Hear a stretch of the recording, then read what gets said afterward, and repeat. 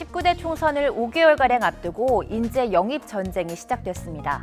그중에서도 최근 정의당에 입당한 필리핀 출신의 우리나라 첫 귀화 국회의원 이자스민 전 의원이 화제인데요.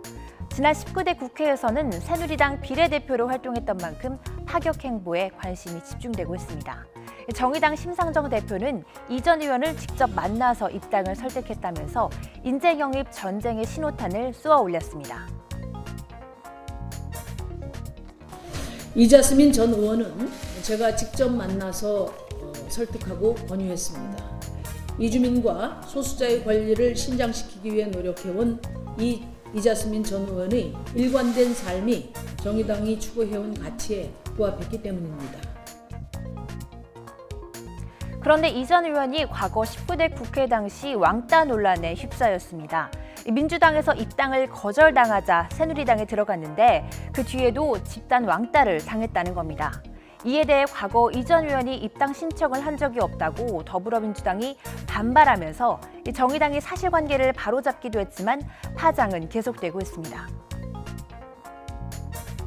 민주당에도 입당 신청을 했다는 거 아니에요. 예, 새누리당 입당 전에. 네. 근데 민주당에서는 안 받아줬고, 자유한국당에서도 집단 왕따, 일종의 어떤 부담스러워하고 자신의 자산이 아니라 짐으로 생각하는.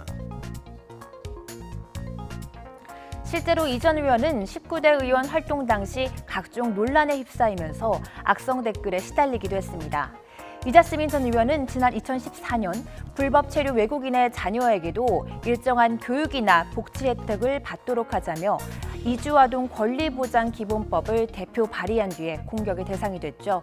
불법보다는 아동 인권에 방점이 찍혔지만 반대 여론에 부딪혀서 제대로 논의도 해보지 못하고 폐기가 됐습니다.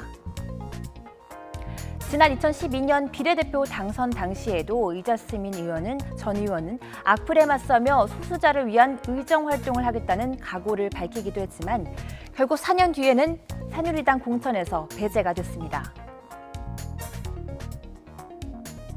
굉장히 안 좋은 그런 얘기를 많이 나왔겠지만 사실상으로는 주변 사람들이 오히려 격려하고 이 박수 쳐주는 그런 사람 힘내라고 하신 그런 분들이 굉장히 많기 때문에 그 희망을 잃지 않습니다.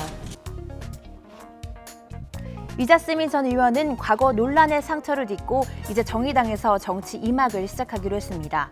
총선을 앞두고 국회 시기가 빨라지면서 각 당에서는 간판 인물의 깜짝 영입에 공을 들이는 모양새인데요. 하지만 수혈되는 새로운 얼굴이 정책을 위한 인적 쇄신이 아니라 일회성인 선거용 카드에 그쳐서는 안 된다는 지적입니다.